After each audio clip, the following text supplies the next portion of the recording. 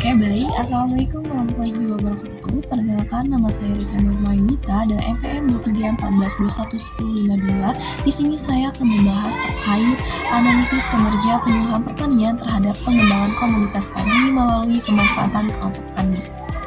Oke baik, yang pertama ada pendahuluan, yang dimana pertanian berperan penting dalam ketahanan pangan sehingga peningkatan produktivitas padi dan kemampuan petani sangat diperlukan melalui penyuluhan pertanian yang efektif.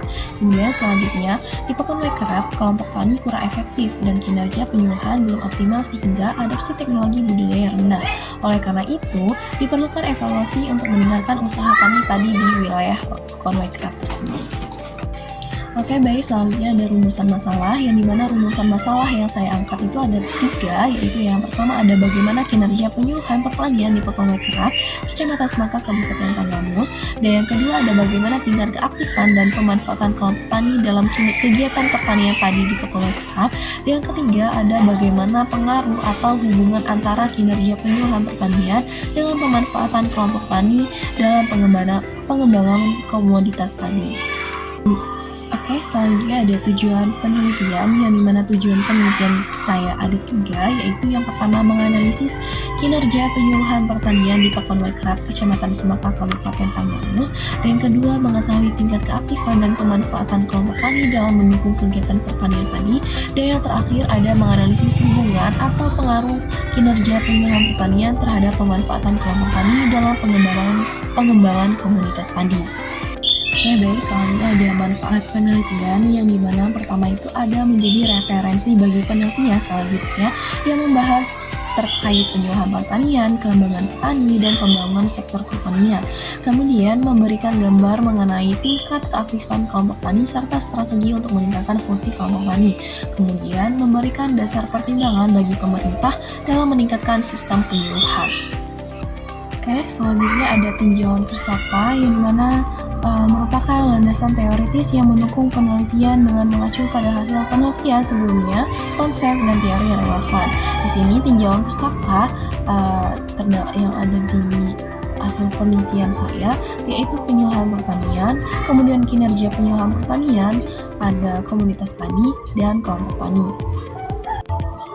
Oke baik, selanjutnya ada kerangka pemikiran, yang dimana ada variabel X, yaitu faktor-faktor yang mempengaruhi kinerja penyuluhan pertanian itu ada 5, yaitu yang pertama ada diseminasi materi merupakan X1, metode penyuluhan X2, pendampingan X3, penguatan kelompok kelembagaan X4, dan peningkatan kapasitas petani yaitu X5, yang dimana variabel X ini mempengaruhi variabel Y, yaitu pemanfaatan kelompok tani. Yang pertama ada keaktifan pertemuan kelompok, yang kedua ada pelaksanaan fungsi kelompok sebagai wadah belajar, yang ketiga pelaksanaan fungsi kelompok sebagai kerjasama, yang keempat ada akses kelompok terhadap informasi dan teknologi, dan yang terakhir ada kemampuan kelompok menyelesaikan masalah. Kemudian ada variabel Z-nya, yaitu pengembangan komunitas padi. Oke baik, selanjutnya ada hipotesis, yang dimana hipotesis H1-nya diduga kinerja penyuluhan pertanian di Pakonwekerap berada dalam kategori baik, kemudian H2 diduga tingkat pemanfaatan kelompok tani berada pada kategori aktif dalam mendukung kegiatan usaha tani padi, yang H3-nya diduga kinerja penyuluhan pertanian X berpengaruh positif dan signifikan terhadap pemanfaatan kelompok tani variabel Y, kemudian H4 diduga pemanfaatan kelompok tani Y berpengaruh positif dan signifikan terhadap pengembangan komunitas padi Z. Kemudian H5-nya yaitu diduga kinerja penyuluhan pertanian X berpengaruh positif dan signifikan terhadap pengembangan komunitas padi Z. Kemudian H6-nya diduga pemanfaatan kelompok tani Y memediasi pengaruh kinerja penyuluhan pertanian terhadap pengembangan komunitas padi Z.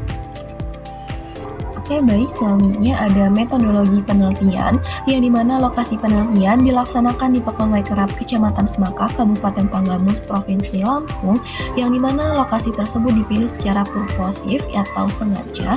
Kemudian ada responden, yang dimana jumlah responden dalam penelitian ini adalah sebanyak 50 petani dengan sampel yang digunakan sebanyak 33 petani, dan waktu penelitian itu dilakukan pada bulan Maret sampai Juli tahun 2025. Oke baik, selanjutnya ada jenis dan metode pengumpulan data, yang dimana jenis dan metode pengumpulan data ini ada 2, yaitu primer dan sekunder, yang dimana mana primer ini adalah data yang diambil secara langsung dari seorang narasumber atau responden melalui survei, wawancara, dan pengambilan langsung. Kemudian ada sekunder, yang dimana data yang diambil dari data-data yang telah tercatat atau memang sudah tersedia, bisa melalui BPS Provinsi Lampung, BPS Kabupaten Panggabus, perpustakaan, laporan, buku, jurnal artikel, ataupun surat kabar. Oke, baik, selanjutnya ada metode analisis data, yang dimana penelitian ini menggunakan dua pendekatan analisis, yaitu analisis deskriptif kuantitatif dan analisis statistik inferensial menggunakan korelasi Rein-Sperman, yang dimana analisis deskriptif kuantitatif ini adalah dilakukan dengan merangkum data hasil wawancara melalui tabulasi dan pemberian skor berdasarkan skala Likert. Yang kemudian ada Rein-Sperman, yang dimana untuk menjawab tujuan penelitian yang berkaitan dengan hubungan antar variabel. Oke, baik, selanjutnya ada validitas dan reliabilitas. Yang pertama ada validitas, yang dimana uji validitas digunakan untuk mengetahui sejauh mana item dalam kuesioner mampu mengukur variabel yang diteliti. Validitas instrumen dapat diketahui melalui korelasi antara skor setiap item dengan skor total responden. Kemudian ada reliabilitas, yang dimana uji reliabilitas ini digunakan untuk mengetahui konsistensi instrumen apabila digunakan dalam beberapa kesempatan. Pengujian reliabilitas ini pada penelitian ini menggunakan metode Cronbach-Alpha, yang merupakan teknik paling umum dalam pengukuran reliabilitas instrumen penelitian sosial. Oke, baik, selanjutnya di sini ada daftar pustaka yang dimana menjadi referensi saya dalam menyusun penelitian ini. Sekian, mungkin itu saja yang dapat saya sampaikan. Saya ucapkan terima kasih. Saya akhiri. Wassalamualaikum warahmatullahi wabarakatuh.